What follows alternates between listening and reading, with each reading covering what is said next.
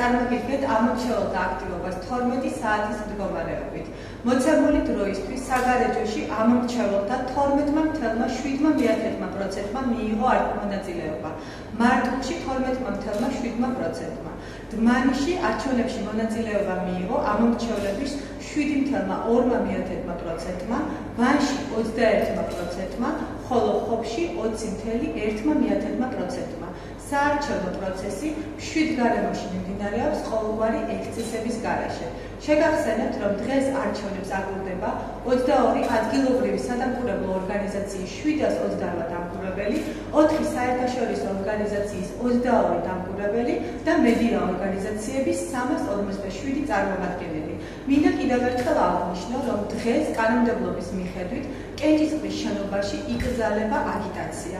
გარდა ამისა, აკრძალულია წინასაარჩევნო ფარსიანი და უფასო რეკლამის განთავსება ტელევიზიასა და რადიოში.